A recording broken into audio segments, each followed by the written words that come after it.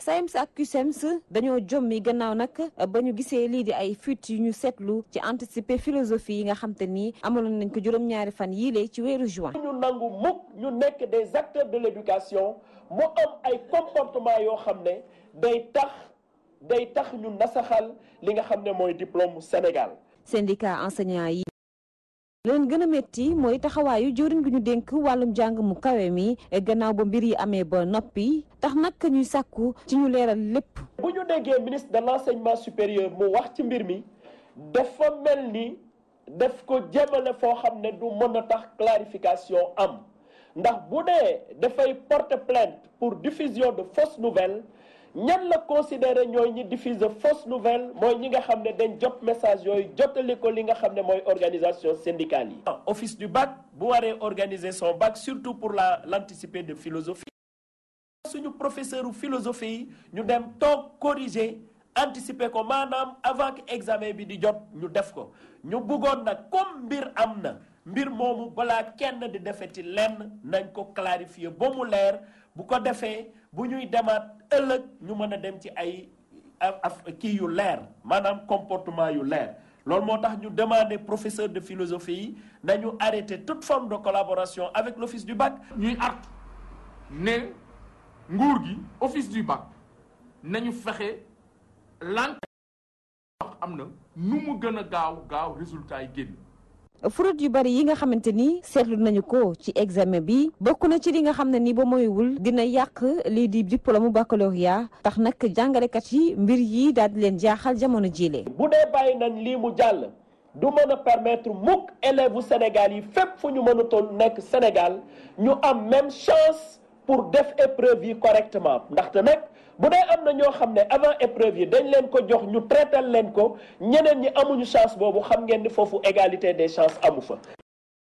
ñuy gis ay mbirum jalgati ci wàllum concours ak l'examen yi ñu amal fii ci Sénégal waaye ba léegi nag l'enquête yi nga xamante ni doon nañ ko ci def amul dara loo xamante ni mujj na ci antu mbir mii lay amati tax ba saa su nekk lii di xar kanamu njàng mi fii ci Sénégal di gën di jafe wekk jamono ji nga xam ne ñenn ñi sax yaakaaroon nañ ne jàng mi dina gën a mën a jëm kanam gannaaw ba ñu wàññee li nga xamante ni moom mooy grève yu bari yi jàngalekat yi doon amal at yi ñu weesu.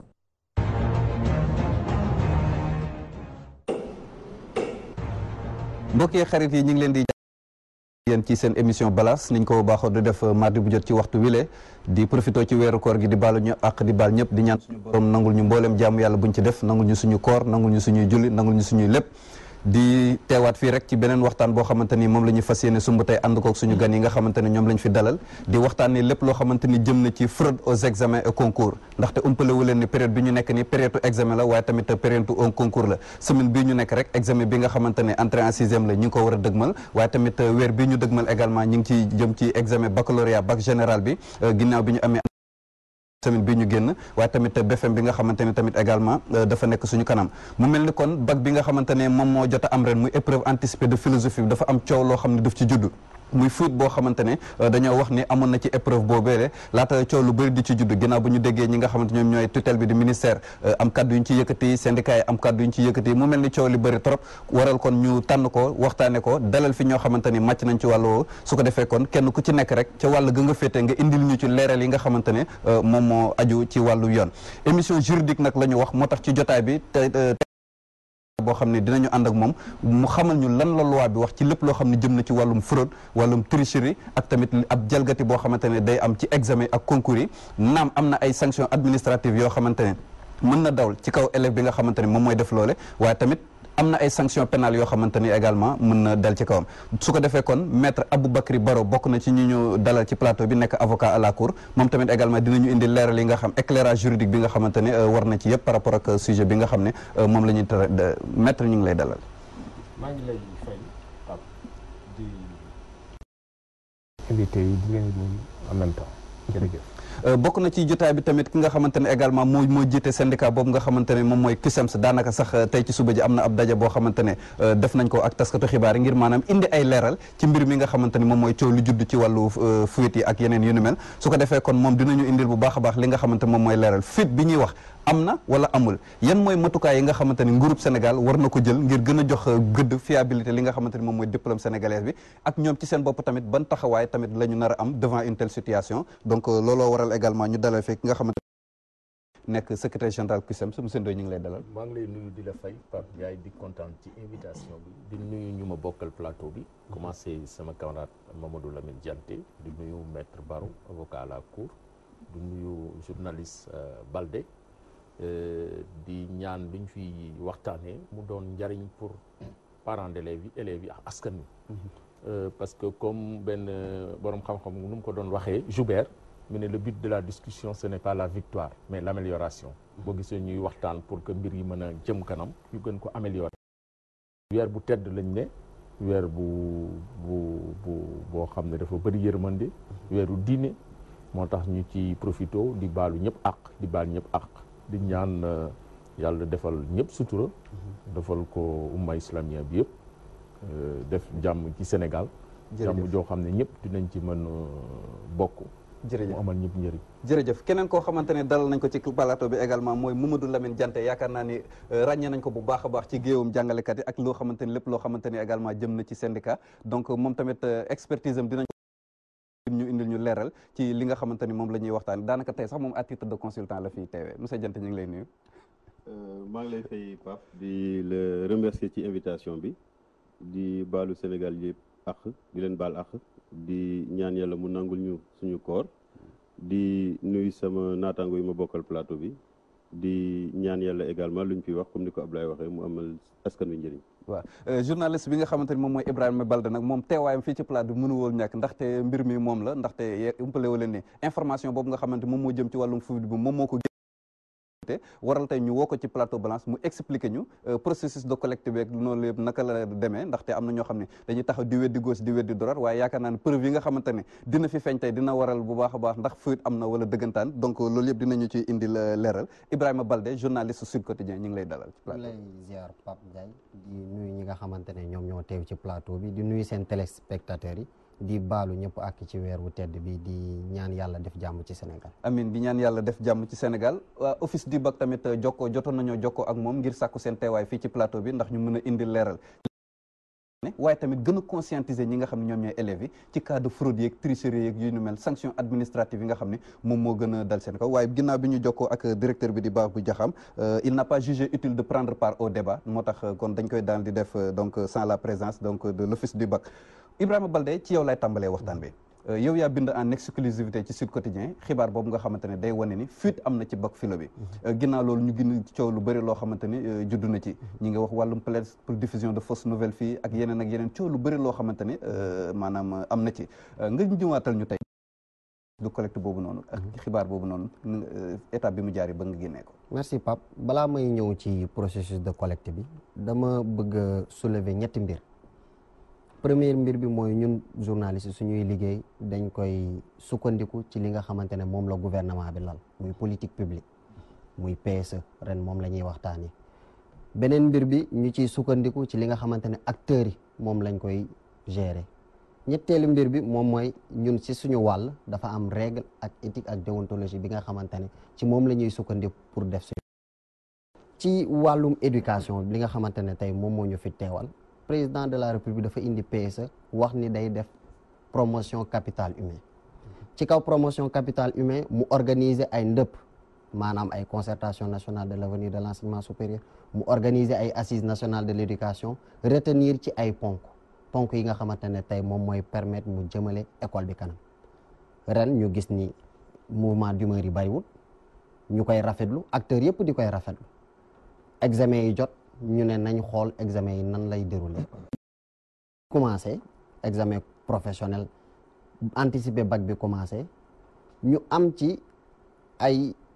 problème yoo xamante ne dañ ko ci déceler ci jour bi nga xamante ne moom la examen bi di am biñ ko déceler en tant que journaliste ñu def suñu travail de collecte woo ñi nga xamante ne ñoom ñooy les principaux concernés ñu wax ñu mbir mi nii la demee moo tax tey bi ñu xëyee ci kaw ci lendemain anticipé bi ñu gis ni tey Sud Quotidien dafa titré loolu am ci ay preuves yi nga xamante ne moom lañ sukkandiku interpeller acteurs yëpp ñu wax ñu ni voilà fuite am ndax tey ñu gis ni lendemain wu bac bi am na fuite ñu jaarale ko ci benn professionnalisme boobu nga xamante ne ñun suñu kër moom la ñuy wuyoo mu nga xam muy Sud Quotidien.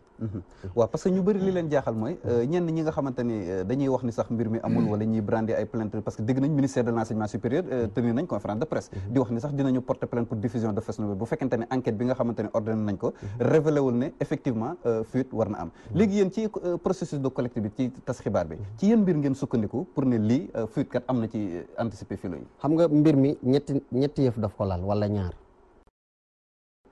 ba nga xamante ne moom mooy def concours ba moom mooy def examen bi prof yi nga xamante ne ñoom ñoo leen nar a corriger parce que seen matière moom lañ concerné ak li nga xamante ne moom mooy office du bac li nga xamante ne moom moo war a jël matukaayam yëpp pour examen bi jaar ca na mu war a jaare mais bi ñu sukkandikoo ci information yi nga xamante ne jot nañ ko ci yenn élèves yi ñu interpeller yenn professeur ci jour bi nga xamante ne bac bi moom la bi ñu leen interpeller ñu ne leen kat lii yëg nañ ko ci yenn élèves yi nga xamante ne wax nañu ko ñu ne leen demee ñu ne ñoom mbir mi da leen jaaxal parce que bi ñu seetloo ni tey épreuve yi ba mu génnee sujet numéro 1 ba nga xamante ne moom lañ leen jox pour ñu liggéey si élèves yi interpellé na leen ci la veille ci examen bi man leen mais kon mbir moomu il faut que ñu xool nan lañ ñun ci suñu wàllu ñun ci suñu biir ci structure bi nga xamante ne ñu ngi liggéey ñu gën a mën a collecter yenn information yi ñu dem ci ñi nga xamante ne ñoom ñooy concerné ñu interpeller leen ci ñooñu tamit ci kaw loolu ñu wan ñu li nga xamante ne moom mooy ay SMS am ay SMS yenn professeurs yi nga xamante ne recevoir nañ ko ci veillu épreuve bi maanaam biñ nee suba la examen bi ñu demaat ci yenn professeurs yi ñu ne ñu ci WhatsApp bi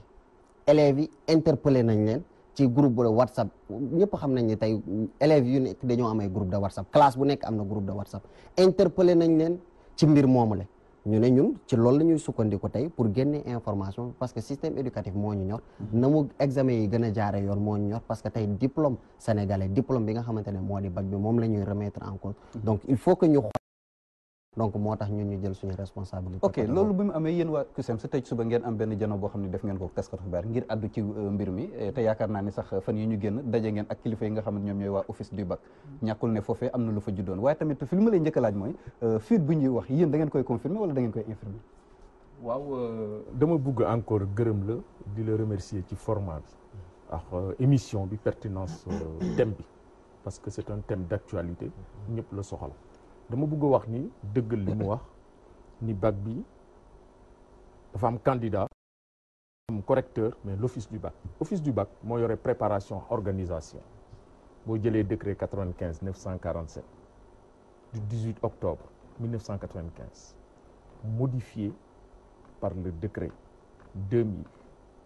2586 du 20 juillet 2000 complété par le décret 2002-330 du 3 avril 2002 portant organisation du baccalauréat, mais également du concours général, institué par le décret 213 du 30 mai 1900, modifié par le décret 61-454 du 4 décembre 1961. Le cadre juridique. Donc, office du bac moo yore organisation préparation bac. moo tax ñun en tant qu'organisation syndicale suñu rôle mooy défendre ak yelleef liggéeykat yi mais du loolu rek suñu rôle tamit mooy défendre le système éducatif parce que système éducatif mooy suñu gagne-pain mooy notre outil de travail moo tax bii yoon defe naa ni du ñu ne jàngalekat yi ñu ngi laaj xaalis wala indemnité mais tey système qui est en jeu moo tax mbir mi bu mu amee dañu dal parce que nag wax balu fital la bu génnee mënoo ko delloo ci biir te ñun ay responsable lañu au niveau national man ak le secrétaire général du SAEMS le camarade Sowru Sène bi ñu jotee information ñu ne dañu def mener ay investigation def ay recoupement mais rencontrer les acteurs professeurs yi ñëw rencontrer ñu duñ ñu rencontrer ñu indil ñu ay SMS yoo xam ne bëri ci veillu bac bi maanaam le 6 yoo xam ne dañ ci def sujet numéro 1 la connaissance conduit-elle nécessairement à la liberté yoo xam ne dañuy laaj ay élèves ñoo ko ndongo ñoo ko yónnee seen professeur ne leen dañu bëgg ngeen jàppale ñu expliquer ñu sujet bi bu ñu xëyee suba dem épreuve gis sujet boobu kon nag fuite am na. fuite mooy lan mooy tu es en possession du sujet avant l'examen. Eux ils étaient en possession du sujet avant l'examen. te du benn message rek la ñu am professeur yi ñu sollicité bëri na mais dañu ne ba tey dañu xaar parce que ni ma waxee office du bac comme moom mooy yore préparation organisation bi ñu bëgg rencontrer directeur office du bac démb lañ ko rencontrer bu ñu ñëwee ne ko ñun kat lii la ñu jot lii la ñu am message yi lañ ñu jox te yaakaar naa ni du journaliste du avocat du syndicaliste du enseignant kenn sañu amul fit taxaw ne dafa inventé ay message te du dëgg parce que nag quand même ñun Sénégal gii la ñu am ñu ko wax c'est des patriotes journaliste bu def kii bi patriote la wax na ko léegi njàng mee ko soxal parce que ñu jiite réew mi gënuñu ñu gën a bëgg réew mi yàlla dafa leen nattu ñoom ñu jiite réew mi mais ñoom gënuñu ñu bëgg réew mi parce que réew mi tey lu fi dal ci nit ñi lay dal balaa mu yegg ci ñoom kon nag lii bu amee ñun ñu am ay SMS yuy firnde ni sujet bi xale yi jot nañ ko avant épreuve kon fuite am na ñun loolu la ñu gis parce que fuite mooy nga jot sujet bi avant épreuve bi di am nañu ay message le 6 le 7 même à 6 heures du matin am na ñoo xam ne jot nañu ay message bi ñu rassemblé loolu yëpp ñu rencontré le directeur de l'office du bac mi ne ñu effectivement ñoom déposé nañu une plainte contre X pour diffusion de fausses nouvelles ñu ne ko dafa mel ni kon tey yéen da ngeen ni SMS yu nit ñi di wax loolu c'est de fausses nouvelles de fausses informations ñu ne leen non bii enquête kenn du ko orienté parce que nag du guléet may fàttali fii ci Sénégal que en 2002 on a connu une fuite 4 de la division de la duplication des sujets arrêté nañ leen ak benn vigile en 2015 arrêté nañu ay candidats au centre de Pikine il y a eu l'affaire des 690 élèves maîtres 641 pour ceux qui ont fait l'option du français et 49 pour l'arabe ils ont été sanctionnés mais enquête bi ñu nekk ci ginnaaw les véritables coupables parce que ñun dañu ne il faut pas se tromper dans la chaîne de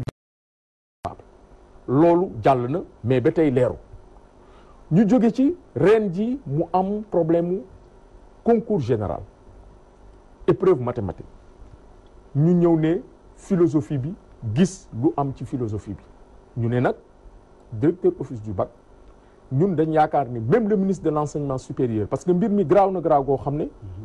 balaa mu doon def conférence de presse au minimum les partenaires et les acteurs du système war nañu woo parce que nag ñun ay acteurs lañu xëy ñu rek ne dañuy doon syndicaliste organiser ay jongante ay élections de représentativité ne tey dans le moyen secondaire bu may waxal CUSEMS laay waxal bu may waxal SAEMS laay waxal président de la république tey bu bëggoon wax a syndicat dans le moyen secondaire il faut mu woo CUSEMS woo SAEMS kon nag ñun suñu wareef la ñu def bu ñu noppi woon loolu mooy danger bi notre devoir mooy ñu dénoncer kii bi wax nañ ko léegi ne leer na lépp leer que toute la lumière soit faite bu ñu làq dara parce que bu ñu ko deful xaw ma ndax ko ñëwaat ci mais bu ñu ko deful danger bu muy indi mooy day indi une rupture d'égalité des chances des citoyens devant le service public ñàkk a yamale lay indi ñaareel bi mooy day jeter le discrédit sur le bac qui est un diplôme international qui est le premier diplôme du Sénégal ñetteel bi mooy day dem ba nit ñi xale yi dañ naan jàng amatul njariñ da ngay toog ba bac bi jot nga lijjanti am sujet yi et loolu ñun duñu ko nangu parce que nous sommes des acteurs du système éducatif moo tax dañu ne cette fois-ci képp koo xam ne partenaire de l'école nga muy parent organisation muy journaliste muy organisation droits de l'homme ñëpp nañu lëkkaloo exiger que toute la lumière soit faite parce que ñun on a des SMS te nekk SMS nit mënu ko inventer te nguur gi bu bëggoon tey en 48 heures bu ñu remonter SMS yi dinañu identifier les véritables. Il suffit de faire une réquisition. léegi ñun loolu la ñuy laaj mbir mi leer en attendant nag dañu ne les profs de philo ñu mettre fin à toute collaboration avec l'office du bac parce que nag lii nit mënu ci dugg parce que nous on ne sera pas les complices de cette affaire. On a pris le temps def suñu investigation def suñu enquête def ay recoupement daje ñu war a dajeel indi suñu SMS wane ko parce que tey Sénégal candidat bu nekk Kolda bu nekk Adéane bu nekk Kédougou bu nekk Ziguinchor bu nekk Dakar dañ leen war a mettre au même pied d'égalité. Mais bu dee kii dafa yore sujet bi kii yorew ko mais déjà rupture d'égalité day am inéquité am na injustice am na même ci sport boo gisee tey boo jëlee cinébar wala yeneen yi ñu daan la génnee la ci sport bi parce que loolu day yàq sport. lu olof Njaay ne luy raam ca ñag ba la jëm moo tax tey ñun ñu def point de presse ne benn preuve yi ngi nii am nañu ay SMS yoo xam ne ñoom ñoo ñu ko jox mooy les collègues de professeurs de philosophie ñaareel bi nee nañu office du bac na gars yi suspendre toute collaboration avec l'office du bac ñetteel bi nañu ne nguur gi lii nu mu gën a gaaw parce que tey Sénégal moo ko soxla nañu diligenter enquête bi mu leer ñu identifier coupable lu amoon ak élèves maîtres yi bu mu fi amati na lépp leer ñun loolu lañ bëgg nu mu gën a gaaw ndax ñi ñu jublu ci loo xam ne mooy jëmal si dinañ ci ñëw léegi foofu lay interpeller monsieur Dianté mu mel ni kon comme ni ko monsieur Ndoye waxee ce n'est pas la première fois ñu tase examen boo xam ne soit ay cas de fuite dafay am wala ay fraude yu mel noonu te li mu ñu seetlu mooy saa su amee rek parce que dégg nañu autorité yi ne dañuy porter plainte pour diffusion de fausses nouvelles est-ce que li ñu waroon def mooy du dañuy ordonner enquête xool ndax li am na ba pare bu fekkee ni c'est pas avéré ñu soog a porter plainte pour diffusion de fausses nouvelles également. waaw je crois que ni mbir mi tëddee Ablaye wax na ko fuite am na fuite amul léegi gën na leer mais xam nga man bi ma xëyee keroog ma déglu rajo dégg ne am na fuite kan moo ko wax Sud Quotidien moo ko bind Ibou Baldé xam naa ne ku xarañ la spécialisé ci waaw ku xarañ la te kër bu muy liggéey également ñëpp xam nañu Sénégal bépp xam na seen sérieux donc du jël information bu mel ni rek jox ko waa këram yi gars yi daal di ko publier de sorte que tey il faut d'abord que Sénégalais comprendre nan la sujet du bac nan lañ koy élaborer bu ñu joxe ko bu école ubbee office du bac mooy seet ci ay professeurs yu mu yaakaar ñoo gën a xarañ ci lim bu takku mu yónnee leen bataaxal pour ñu proposer ko ay sujet mu woote mu woo waa inspection générale de l'éducation ñooñu également daal di jël ay jàngalekat yi nga xam ne yaakaar nañ ne ci ñi gën a xare lañu bokk ñu ko former li ñuy tuddee sous commission ci office du bac yooyu ñooy jël sujet yooyu ñu yónnee ñu choisir ci ñetti sujet léeg-léeg sax ñu defaraat sujet yi ñetti sujet yoo xam ne ñoom la ñuy jox moom la ñuy jox inspecteur général de l'éducation ci discipline boobu moom dong mooy xam ban sujet mooy génn parce que moom bu choisir ñetti sujet day jël benn def ko bon à tirer bu ci des mu def ko secours maanaam bu dee fuite am na ñu remplacer ko tout de suite ñetteel bi mu def ko sujet de remplacement moom donc ak chef de division pédagogie ñooy xam sujet bu génn waaw lal bu nar a génn ci ñett yooyu bu ko defee ñu tirer ko def lépp ci ay enveloppe dugal ko ci maal yónnee ko ci centre yi donc bu dee am na ay élèves yoo xam ne jot nañ sujet bi laata examen bi di am donc ça veut dire que ci machine bi am na foo xam ne day senn amee office du bac lu mu war a def mooy moom d'abord pour setal deram dafa war a ubbi enquête situer responsabilité yi xam ñan ñoo ko def wala kan moo ko def ak ñan ñoo ci bénéficier parce que yooyu yëpp ku ci nekk am na daan boo xam ne war na la loolu ci jamono ji moo war a am léegi nag bu ñu defee loolu yëpp gis ne loolu yëpp dara amu ci bu boobaa seulement la ñuy naan dañuy porter plainte pour diffusion de fausses nouvelles donc am na koo xam ne joxe na information boo xam ne méngoowul ak dëgg ba mu lëmbee réew mi alors que dara amu ci donc dafa doon moo koy porter plainte je crois que loolu maître mën nañ ci dimbale mais il faut d'abord que ñu ubbi enquête te loolu enquête boobu je crois que office du bac defoon ko moom da ciy daal di day daal di setal deram ci loolu mais dañu gis ne dans la pratique on se limite juste à condamner les élèves arrêter ay élèves condamner leen mais duñu def enquête pour xool origine fuite bi parce que élève bi nga xam ne il se retrouve avec des épreuves corrigées am na fu mu jógee fu mu ko jëlee ku ko jox mais enquête bi du mës a yegg ci foofu mais par le passé am na ñoo xam ne jàppoon nañ leen ne xam nañ ne ñoom ñooy acteuru fuite bi wala acteuru triche bi ñu daan leen tëj leen sax kaso loolu am na mais ci jamono jii nii anticiper philo bi preuve yi ñoo ngi fi ne am na ay élèves yoo xam ne jot nañ sujet bi ak ni ñu ko formuler c'est-à-dire que bu dee dañ ne woon liberté rek ñu ne bon dama bëgg a xam ci liberté da ngay mais ni ñu formuler sujet bi ak ni ñu ko yónnee seen professeurs yi noonu la génnee ci sujet bi donc ñoom jotoon nañu xam ne lii mooy génn donc comme loolu am na li Ablaye di naan candidat yi yemalewuñu ci wàllu chance pour ñu mën a réussir donc am na ñoo xam ne defuñu dara defuñu benn effort li ñu def rek moom mooy que ne ñu jot sujet bi am ku leen ko corrigel ñu dem plaqué waruñoo mën a bokk ci jongante bi te bu dee échelle bi toll na fenn war nañu mën a annuler épreuve bi changer ko léegi nag xam naa office du bac xëy na implication yi bëri nañu mais nag diplôme baccalauréat bi daanaka mooy diplôme bu njëkk boo xam ne Sénégal mën na ko ndamoo parce que tey jii boo jëlee entrée en sixième dootul examen boo jëlee BFM dootul daanaka examen parce que ngay am BFM ak nga ñàkk am BFM du la teree dem classe supérieure donc baccalauréat mel ni baccalauréat moom mooy examen bu gën a sérieux donc boobu également buñ ko yàq parce que moom la ñu adduna bi yëpp nawee donc lii bu amee Sénégal bépp war na taxaw mais office du bac moo ci war a jiitu ak ministre bi ko jaboote ñu xool fan la mbir parce que tant que réglé wuñu lii yeneen di épreuve yaa ngi ñëw démb rek baccalauréat technique commencé woon na donc même modus operandi mun na amaat te bu boobaa day yàq examen ci biir ok bu boobaa day yàq examen ci biir foofu ci ñu ay ñëwee ci maître Aboubacry Baro fi ñu toll ni élèves yëpp a ngi lay déglu ñi prétendre nar a dem ci examen yi ak sax professionnels yi nga xam ne ñi ngi préparé def concours lépp loo xamante ni l'examen wala ngay jëfandikoo li nga xam ne moom mooy faux ak usage de faux surtout ñi nga xam ne pour dem benn concours dañuy joxe faux diplôme wala yu mel noonee lan la ci loi bi wax ak lan mooy daan yi nga xamante ni mën na tegu seen kaw. merci Pape balaa may tontu si question bi bëggoon naa nga may ma saluer le caractère excellent de la démarche de Ibrahima Bari qui a fait un travail vraiment remarquable Baldé ak les remarques pertinentes yi monsieur Dianté def ak monsieur Ndoye. Comme ils l'ont dit, il faut des garde-fous.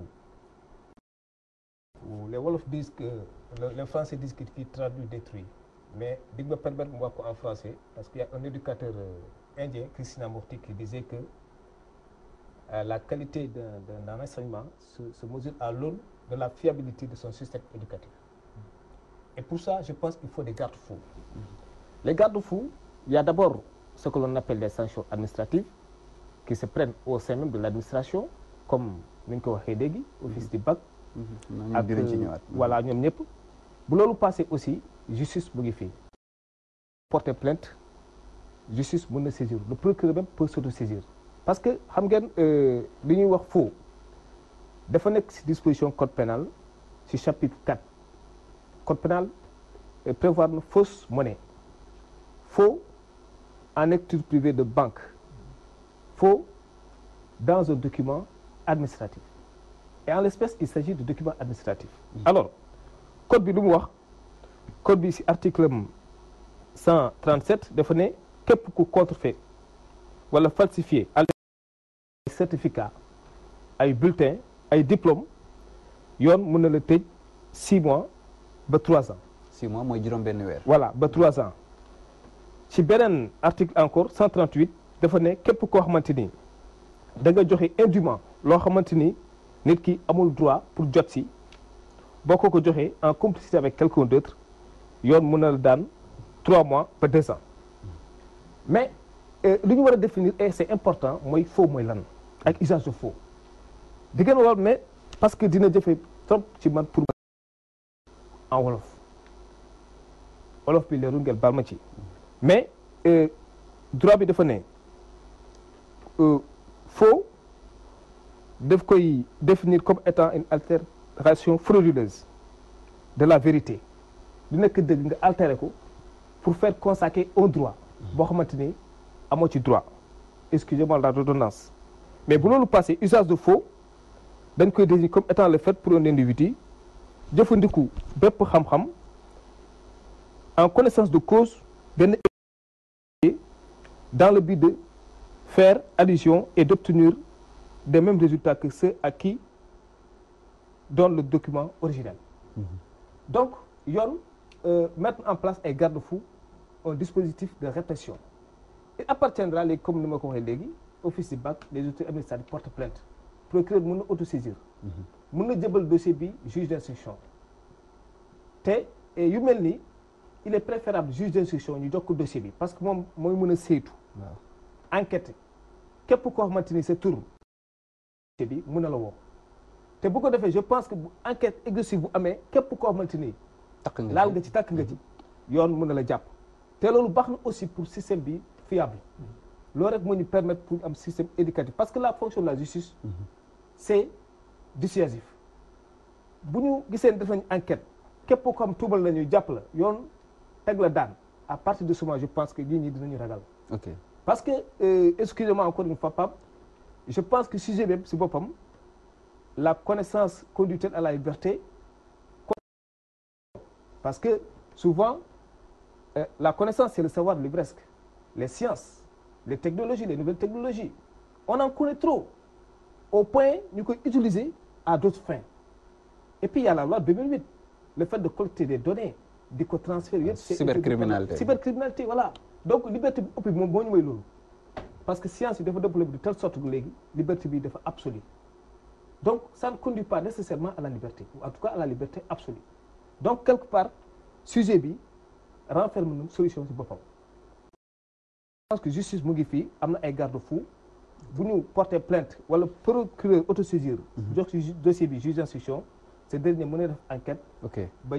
jàpp képp koo xam ne tuumal nañ la te sa responsabilité c'est prouvé ci affaire bi ok d'accord donc yaakaar naa ni sanction bi ñun ñëpp dégg nañ ko muy 6 mois et 3 ans juróom benn weer mooy li nga xam ne moo ci gën a néew ñetti atu kaso mooy li nga xamante ne moom moo ci gën a bëri yaakaar naa ni élèves yi dégg nañ loolu bu baax a baax pour moytu lépp loo xamante ne jëm na ci utiliser defar faux diplôme wala ngay tricher wala ngay def ay fraude lépp loo xamante ne jëm na ci examen dama ñëw ci sama naataango Ibrahima Baldé yow taskatu xibaar nga boo xam ne da nga spécialisé ci lépp loo xam ne jëm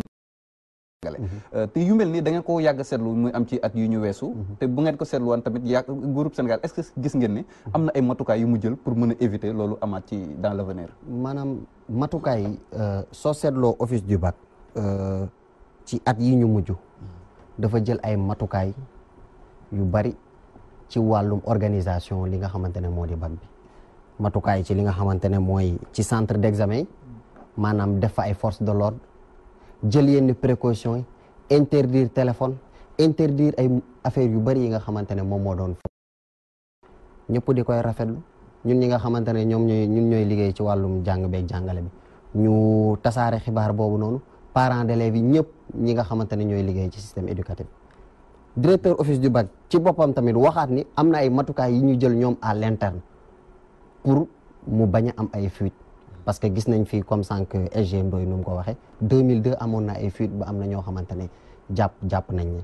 ñun ñi nga xamante ne ñooy journalistes yi yëngu ci wàll bi ñu ne nguur gi mu ngi mettre en œuvre li nga xamante ne moo di programme d'amélioration de la qualité de l'éducation muy li nga xamante ne moom mooy référentiel politique éducative dans l'enseignement moyen secondaire dans l'élémentaire et le préscolaire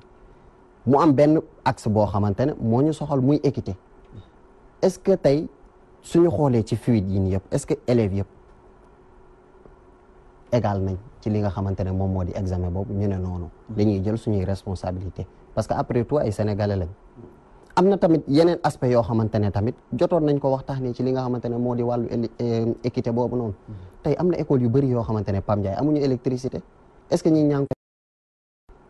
suñu demee bay wax qualité de l'enseignement ñuy wàññi li nga xamante ne moom mooy recrutement professeurs yi recrutement élèves maîtres yi mais foofu am na problème alors que élèves yi dañuy yokk chaque année ñu am nangami élèves de plus étudiants yi rek chaque année 10 000 étudiants de plus la ñuy am ci njàng mu kawe gi donc loolu dañuy interpeller suñuy parents d'élèves interpeller ñi nga xamante ne moom moo di acteurs yi ñu leen di accompagner pour la qualité des enseignements et apprentissage ñun loolu rek moom moo ñu sukka ci woor ok yaakaar naa ne loolu am na solo damay ñëw ci li nga xam ne moom mooy sanction administrative yi maanaam élève bu ñu examen bac wala BFEM wala entrée en sixième wala nga ñu jàpp la ngay def fraude wala bépp jalgati boo xam ne nu bu weesoo tëjub kaso bi la ci mën a fekk lan mooy li nga xamante moom mooy sanction administrative bi ko mën a fekk loolu mooy poursuite pénale yi quoi mais dama bëgg a wax d'abord benn mbir loo xam ne wax na ko léegi du am solo mooy boo gisee année bi amul perturbation majeure du jàngalekat yi dañu am lu leen neex amuñu lu ñu neex mais dafa amoon ay kilifa diine kilifa aada yu yëkki seen kàddu wax ak nguur gi ñu amoon yaakaar ci nguur lu ma lay wax ni am na professeur contractuel yoo xam ne fii ci Dakar ñu ci bëri ba démb ba jotuñu woon seen salaire le mois de mai sortant université Gaston Berger ak CNEPS de Thiès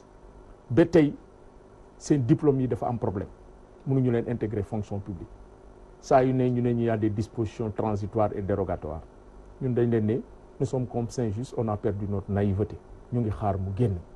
am na jàngalekat yu bëri ba tey ñu ngi xaar formation diplômante mooy professeur économie familiale beneen mbir mi mooy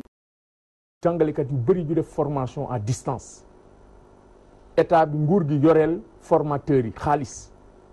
arrière yi 2013 2014 2014 2015 ñoo ngi toog nguur gi fayul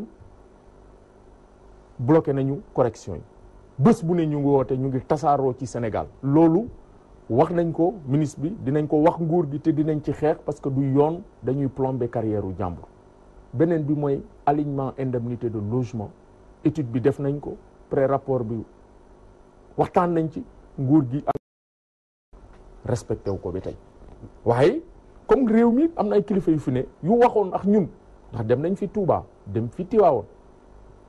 waxtaan ak kilifa yu bëri ñu wax yëkki seen kàddu amoon nañ yaakaar ni nguur gi am na loo xam dina ko def waaye di wax ni jàngalekat yi lu leen metti tey la wàllu gën a aay. ok ak revendication jëluñu ko maintenant nag ci question bi nga wax. dama la bëgg a wax ni fraude ou toute tentative de fraude lu la ciy topp mooy exclusion du jury traduction devant la commission de l'université poursuite pénale moom poursuite pénale yi noonu. léegi nag mën nañ la suspendre par exemple suspendre allant d'1 an à 5 ans. exclusion du jury ñu expliquer leen ko ci wolof. waaw exclusion mooy génne la ci jury bi ça dépend de la nature de la gravité de la faute. parce que gars yi dañuy apprécier am na yoo xam ne boo ko defee gars yi mën nañ la génnee ci jury bi moo tax élève buy dem dañ koy wax booy dem classe bul yore këyit na nga yore rek say jumtukaay say bic ak matériel booy liggéeyee dañu ne élève bi tam buy dem na yóbbu carte d'identité yóbbu convocation parce que il faut lu tax dañuy bañ souvent système fraude la nga jël keneen mu ñëw toog place am parce que am na fi Sénégal ñoo xam ne jàpp nañu substitution beneen bi mbir dañu ne waroo yor beneen këyit bu dul këyit bu la office du bac di jox te boo duggee saal xanaa nga am feebar jànkoor wala bëgg a génn am des besoins urgents day am ku lay accompagner pour dem nga ñëw loolu yëpp c'est pour prévoir tout mais dafa ne loolu c'est en amont mais en aval source bi la ñu wax ñun parce que tey fraude am na lu tax ñu ne fraude am na élèves yi la connaissance conduit-elle nécessairement à la liberté sujet boobu ay élèves à la veille du bac yónnee nañ ko seeni professeur pour ñu expliquer leen sujet boobu moo génnee bac kon fuite mooy lan mooy nga jot mbir mi avant déroulement épreuve yi kon nag tey jii source bi il faut ñu identifier foofu rek buñ ko deful mooy njàng mi fii lay jógee yàqu carrément parce que njàng du ay grève ak yooyu njàng lii mooy wane dañuy wax jaratul sax nit di jàng bu dee nag diplôme mën nga ko lijjanti jaratul ngay rey sa bopp da ngay bàyyi ba at bi jeex nga lijjanti ko am sa diplôme dem ñun nag loolu duñ ko nangu tey duñ ko nangu ñaareel bi mooy bac bi wax na ko léegi amul y a pas rien de trop pour la crédibilité d'un diplôme c'est-à-dire tey jii reprendre bac bi moo gën ñu am bac boo xam ne c'est entaché discrédit bi dal na ko ba pare parce que xale yi am lijaase ñu bëri dañuy dem jàngi bitim réew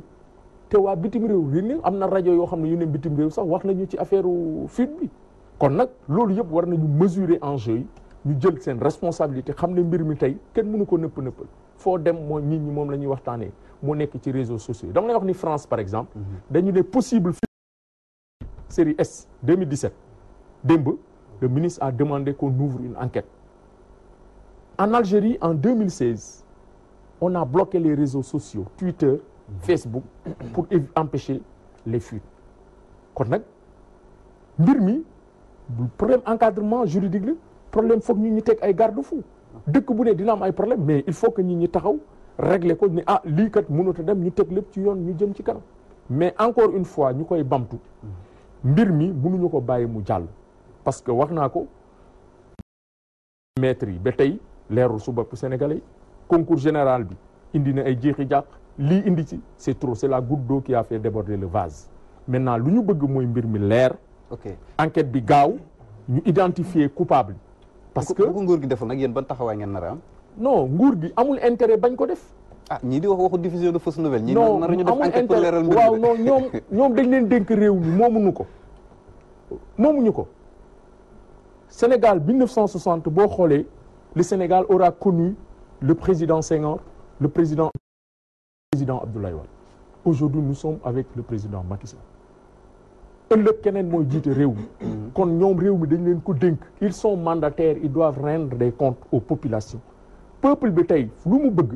mooy réew mi ñu teg ko ci yoon. yamale mooy yor réew. équité ak justice. déggoon naa leen tamit ngeen ne buñ ko deful da ngeen di boycotter li nga xam ne moom mooy correction épreuve yi. non ñun dañu ne d'abord première mesure suspension de toute forme de collaboration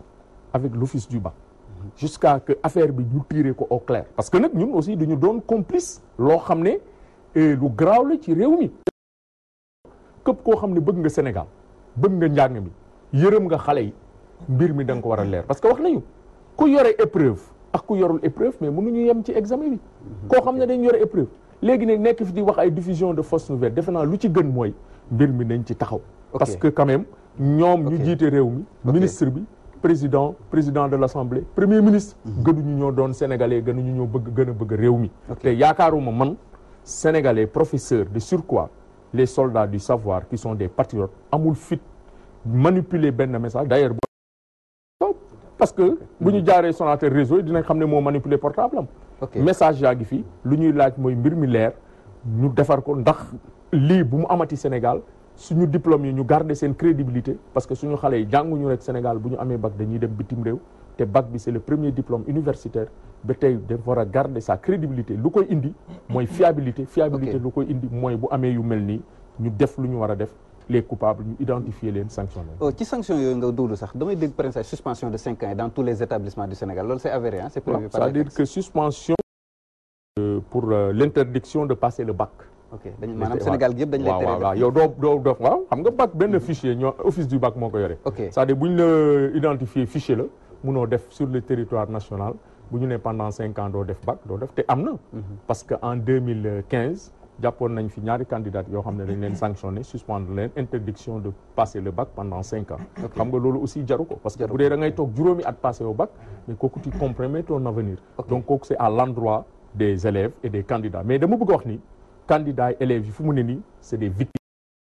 oui il faut ñu trouver les véritables coupables xam mbir mi fu muy senne ñu leen di jox épreuve parce que tout le monde est mal à l'aise pour libérer le peuple aujourd'hui il faut nécessairement que mbir mi ñu leeral ko bu leeree ñëpp dinañ seen xel dina dal ñëpp dinañ nekk ci jàmm diplôme bi dina garder sa crédibilité. d'accord xam naa dinañ ñëw ci maître sax pour mu leeral ñu wax ñu lan mooy diffusion de fausses nouvelles régie bu fekkente ne mën nañu préparer l'élément bi nga xamante ne moom la ñu war a visionner mu defal ñu benn round up rek li nga xamante ne moom mooy cas yi de fraude yi nga xamante ne décerné nañ ko ci examen et concours yi nga xamante ne ñoom ñoo mës a am Sénégal rek bu fekkee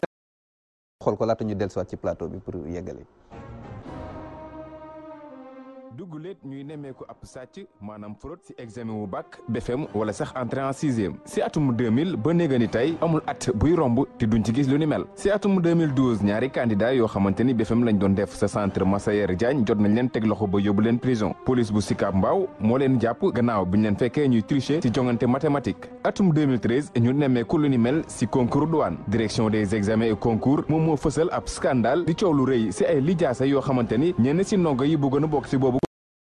woon te du yu baax atum 2013 ba tey ñaari candidat ci bac technique bi jot nañ leen jàpp ci wàllum fraude ci mbirum mathématique benn bi mi ngi xewee ci lycée Limamoulaye ba ca des ci lycée Assane Diop bu Parcelles Assainies ndaw yooyu kenn ki ñu ngi ko dencoon sax ci commissariat central bu Guédiawaye ka ca des ñu yóbbu ko ci commissariat bu police bu Golf Sud ci BFEM at boobu ba tey am na it ci ku ñu jàpp muy tricher ci école Dalifort atum 2014 dañu fàttali examen élève maître ak coow lu ci am ba lu toll ci juróom benn téeméer ak juróom-ñeenti fukki élève maître ñu jot leen say dàkk sa ginnaaw gi la Cour suprême daal di jël ab ndogal ngir neenal arrêté bi ministre Serigne Mbaye Thiam génne woon ngir dàkk leen ci atum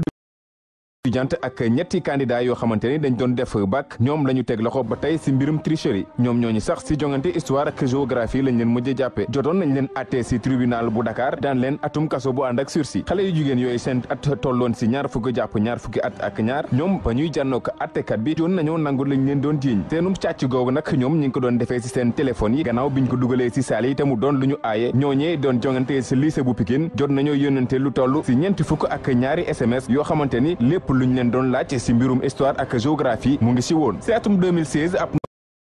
gi at la ñu tëj weerub kaso ngir càcc si mbirum baccalauréat moom ndaw soos bi mi janook àttekat bi la xamale ni dafa photo woon épreuve mathématique si téléphone am daal di koy yónnee ab xaritam boo xamante ni daal moom moo ko mujj a def yónnee waat ko ngir mu mën see jàll atum 2016 ba léegi fukki ndongo sous-officier lañ jot a jàpp si concours des sous-officiers de la gendarmerie nationale yooyee ndongo bi ñuy ñëw bokk si jongante yi dañoo joxe ay diplôme BFEM yoo xamante ni daal yu baaxul la te it nag moom la ñu mujjee jàllee gannaaw ba ñu demee école gendarmerie bu Fatick ba tàmbali seen tàggatu fa lañ leen jot a jàppee daal di leen jébbal attekat bi bi ñuy janook attekat bi ñoom sax nangu nañ liñ leen di jiiñ te itam ñi nga xam leen bu jëndoon si li toll si juróom-ñeenti junni jàpp ñaar fukki junni atum 2017 bi ñu nekk jongante anticipé philosophie moo indi coow lu rëy gannaaw bi ñu nemmee ko ab fuite ba nga xamante ni office du bac moom mujj na see ubbi ab l'enquête si weeru mai atum 2017 bi it épreuve bu mathématique bu concours général bi sax dañ ko mujj a dàkkandi gannaaw bi nga xamante ni li ñu joxoon candidat yi ngir ñu mën see jongante dañ ko jotoon fësal si internet bi gannaaw coow li yëpp nag ay laaj yu bëri jot a samp ana li waral l'enquête yi ñuy tàmbali duñu ko jëmale fi fuite yooyu jóge waaye rek dañ koy yemale si ñi nga xamante ni ñoom lañ fekk mbir yi seen loxo muy ndongo yi ana it lan moo waral ñuy jàpp candidat yi nga xamante ni ñoom ñooy jongante si mbir yooyu dara du leen si fekk ñetteelu laaj bi di est-ce que jëwriñ gi ñu dénk wàllu jàng meek njàngale mi si biir réew mi am na sañ-sañu neenal ab jongante muy examen wala concours wala sax mu dàkk ay ndongo yoo xamante ni dañoo bëggoon bokk si mbir yi ni mel.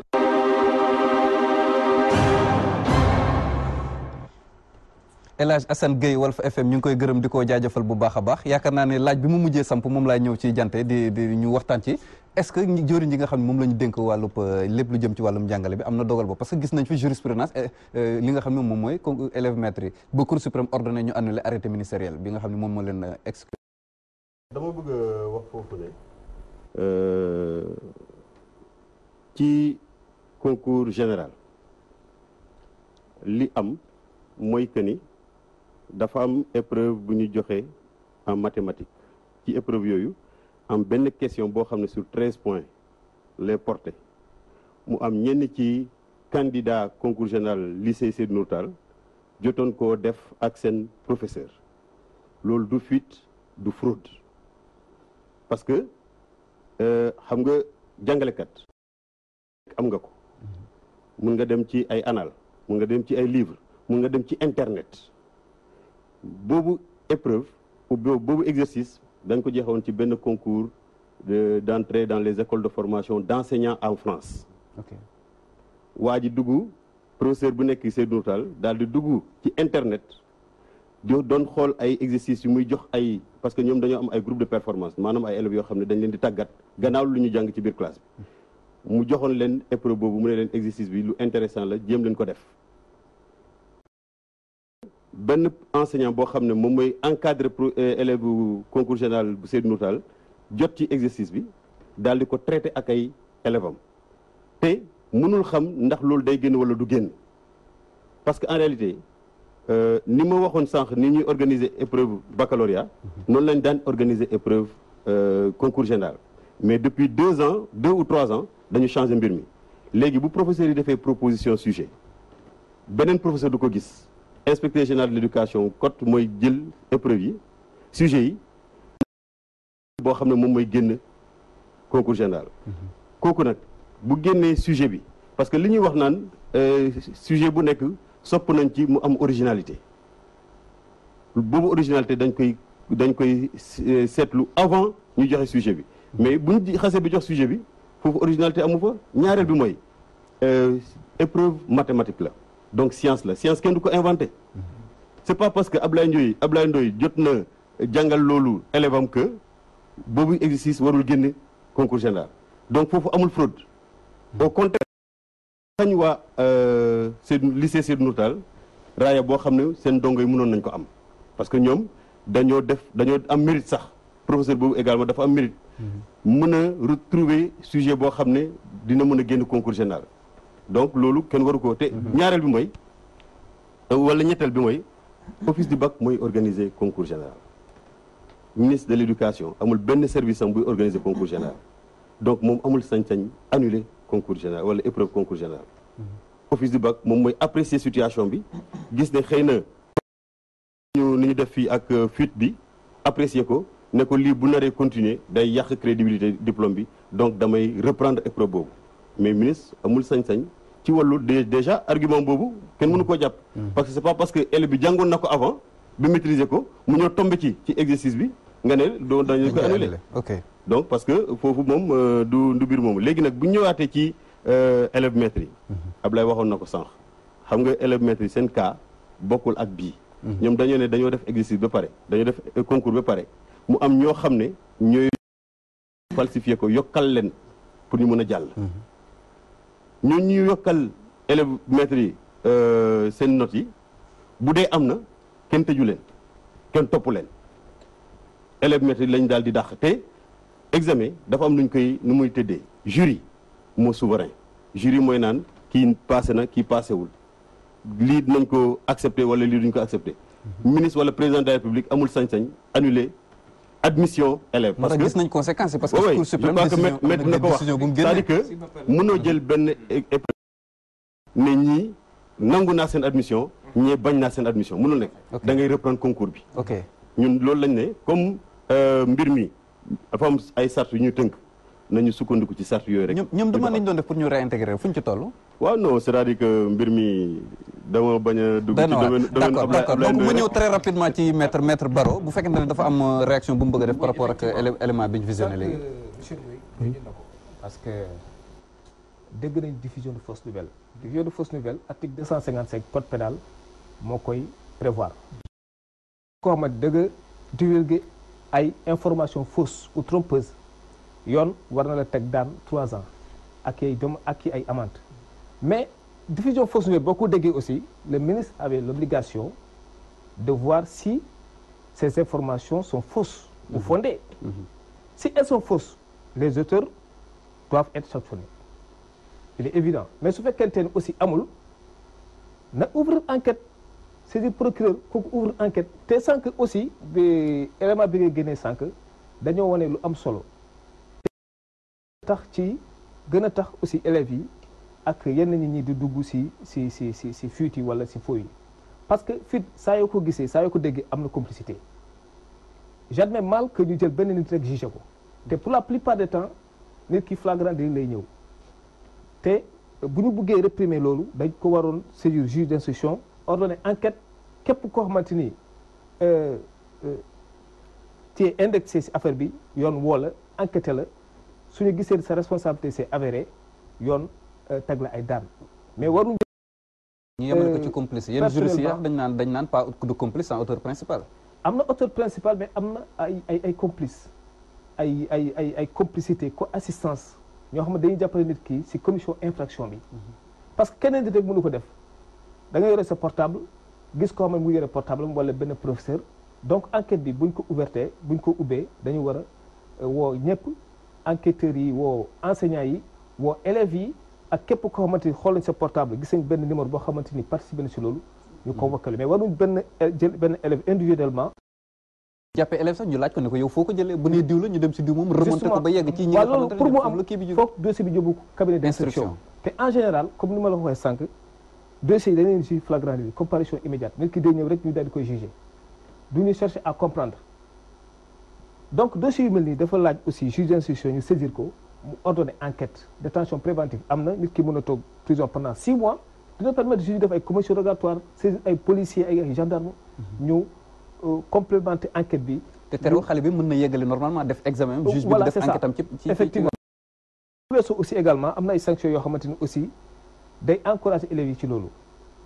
ay sursis je pense que fait yu mel nii d'autant plus que c'est récurrent dafa gën a bëri. sursis mooy lan pour ñu ko xamul. voilà sursis mooy nit ki léegi dañuy aj sanction bi ñu jox benn exemple nit ki condamné nañ 3 mois assorti de sursis cela veut dire que dans les 3 mois soo defee yu ñu mel yow dina la tag daan 3 mois yi mais encore dina la àtte ci li nga def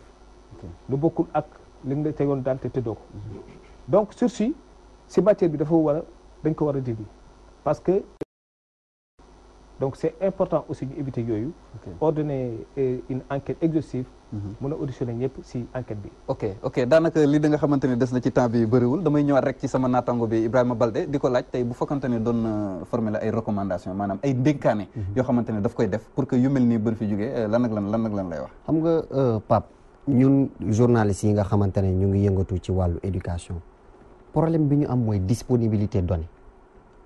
maanaam tey journaliste bi nga xamante ne examen bac am na ba pare office du bac yan données la à la disposition du journaliste pour mu mun ci wax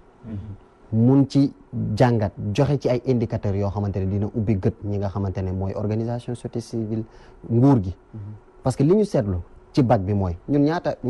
toog nañ presque ñaataat mënuñu am résultat officiel bac ay xam nga lan lañ ñuy wax ay 30%, 33, 34 su rombee 34 ñu ne non ren bac bi gars yi góorgóorlu nañ plus 2%. mais ñun nan la ñuy defee suñu liggéey. ngeen def investigation et enquête. mais investigation et enquête mais c'est une obligation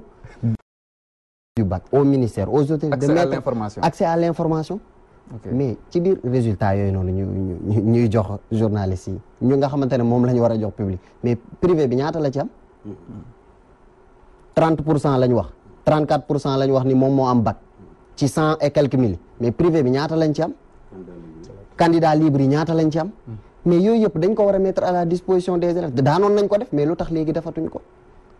soo demee ci éducation nationale li ma lay wax enseignement supérieur la soo demee ci éducation nationale annuaire statistique bi nga xamante ne moom mooy document bi nga xam ne mooy tënk lépp li nga xamante ne ci wàllum jàngale la su ma juumul depuis 2013 ba léegi kenn amatu ko te daanoon nañ ko def ci site en ligne bi site ministère bi te ci biir annuaire bi sànq na wax naa leen am na école yoo xamante ne amuñu sax ndox annuaire 2015 nee na am na école 207 école fii ci Sénégal amuñu ndox am na 488 écoles yoo xamante ne amuñu courant ñu ne dañuy def promotion des sciences ana laboratoire yi ñaata laboratoire ñoo nekk Sénégal ci annuaire 2015 76 laboratoire ñoo nekk fii ci Sénégal Dakar 69 laboratoire la ana équité bi ana promotion science bi mais nañu génnee documents yooyu noonu ñun ñu ngi def suñu kéemtulaay kàttan pour mën a def ay investigation am documents yi mais documents yooyu du pour journaliste bi rek la pour partenaires yi la PTF yi la parce que dañuy contribuer ci éducation nationale pour organisation société civile la pour aussi ñi nga xamante ne ñoom ñooy acteurs yi pour mën a orienter li nga xamante ne moom mooy jàng beeg jàngale bi ñun recommandation yi ñuy mën a am moom mooy état du suñu ay noonu ñun duñu liggéey système éducatif bi moo ñu soxla na système éducatif bi jëmee kanam pour le bien de nos enfants des Sénégalais ñun loolu moo ñu yëkkati donc recommandation yi moom mooy ñu ñëw ñu toog liggéey nañu daan defee ñu continuer di defe loolu di publier li nga xamante ne moom mooy document yi ok yaakaar naa ni interpellation yi dégg nañ ko lépp rek ci liggéeyam taskatu xibaar bi moo ko laaj c'est pas une manière de jeter le discrédit dans le fonctionnement des institutions mais c'est pour orienter l'action du gouvernement yaakaar naa ni loolu dégg nañ ko bu baax a baax techniciens yi ñoo may def signe rek pour ma xamal ni temps bi xaw na lan mooy kàddu bu mujj bi ngeen ciy sànni pour que yu mel ni bañ fi nekk loo xamante ni mooy bu leer bu gaaw lu amoon na woon ni ñu identifier les véritables coupables bàyyi di ut ay boucs émissaires parce que tey il s'agit de la crédibilité du premier diplôme universitaire qui est un diplôme international xale yi bu ñu amee diplôme ñu bëri def nañ ay prescription dañuy dem jàngi boo gisee nit ñi di wax système éducatif bee tax avenir réew bi moo tax nit ñi di wax ñaareel bi nag mooy bu ñu protéger kenn il faut pas se tromper dans la chaîne de désignation des coupables les véritables coupables nañ leen identifier parce que wax naa ni égalité devant la loi mais day indi ñàkk a yamale mais day yàq suñu diplôme bu yàggee xale bi danaan jaratul may rey suma bopp naa xaar ba examen yi jot ma lijjanti ko te Olof Njaay daana wax ni jub moo gën bëri pexe nañu bàyyi bëri pexe jub teg réew mi ci yoon ñuy wax nag muy jàngalekat bi muy journaliste bi boo gisee ñu yëkki suñu kàddu di wax lenn rek la ñu bëgg dañu bëgg mbir yi jaar yoon mu leer parce que citoyens tous les citoyens sont égaux devant la loi même si c'est théorique il faut que quand même ñu appliquer ko xam ne lii buñ ko bàyyee mu jàll misiba mooy am ci njàng bi moo tax ñun ñu ne ko ubbi suspension de toute collaboration avec l'office du bac et que aujourd'hui ba état du def réquisition comme ni mu ko defee woon ci jàngalekat yi bañoon ne duñ dem jàngale waaw mais defe naa ni bii moom garaaw na garaaw goo xam ne jàngalekat yi am ñu dara lu monsieur Dianté ils sont pas li Ablaye wax moom la c'est-à-dire que li ñu dégg fii ci ay éléments doy na pour ñu reprendre épreuve bi je crois que ci wàllu boobu taskatu xibaar bu def liggéey boobu dañ ko ci war a sant gërëm ko parce que ñoom également genre régulateur social lañu xëy na office du bac lii amoon na mais xamu ko moo tax office du bac xam ko mais éléments yi je crois que c'est suffisant pour que ñu reprendre épreuve bi bu ci des ñu def enquête bi pour que li ni mel bañatee am fii Sénégal mais également je crois que maître mën na ci d'accord ak ñun mooy que ni dafa am ay loi ak ay sart yoo xam ne moo ñu tënk ñun ñëpp nañ ci sukkandiku bu ñu jël ay dogal bu kenn jël loo xam ne moomoo ko bu gën a jël cër boo xam ne moomoo ko de sorte que annulation bu ñu def ci épreuve mathématique bi man je crois que ñàkk xam la parce que en réalité épreuve mathématique concours général kenn waru ko woon annulé loolu du fraude du triche du dara moo jàng ba tombé ci li ni mel donc kooku dañ ko waroon féliciter sax ki koy encadré wala prof bi ko trouvé parce que en réalité loolu bu génnee ci internet bi baccalauréat concours bu ñu def France la kan moo ne ki proposé sujet boobu France jëlewu ko ci benn sujet japonais mu traduire ko def ko en France en français donc loolu du élément yu suffisant pour que ñu annuler ko donc je crois que là aussi dañuy ñaan ministre de l'éducation mu dal mu xam ne am na loo xam ne moom moo ko moom am na loo xam ne moomu ko mu ci dugg maître Aboubacry Ba waajal entrée en sixième ci semaine bi bac BFM tamit également ñi ngi koy waajal sur le plan juridique yan conseil nga leen jox pour ñu bañ am éviter am yenn problème yi ak yoon nañu tey aussi ñu bañ a ñu moytu yenn tentation yi c'est important sànq sama naataango lu koy jante Ndoye ak Balde wax nañ ko boo déggee fausse nouvelle aussi ne crie pas haut et fort que kooku dañ ko war a jàpp vérifier d'abord ndax nouvelle boobu am na wala amul après te mu am rigueur aussi c'est traitement dossier yi bañ a am une rigueur sélective boo amee rek le principe de l'égalité des citoyens devant la loi risque d'être rompu et ça c'est pas bien pour la République ok d'accord donc loolu mooy li nga xamante ni moom la ñu cëraloon ci waxtu di gërëm bu baax a baax équipe technique et rédactionnelle bi di gërëm toute la famille judiciaire la magistrature le barreau le greffe l'administration pénitentiaire les cabinets d'instruction police gendarmerie douane les corps militaires paramilitaires toute la famille judiciaire yi ngi leen di gërëm di leen nuyu bu baax a baax di joxe dig daje beneen semaine beneen thème dans Petit Déj jërë ngeen jëf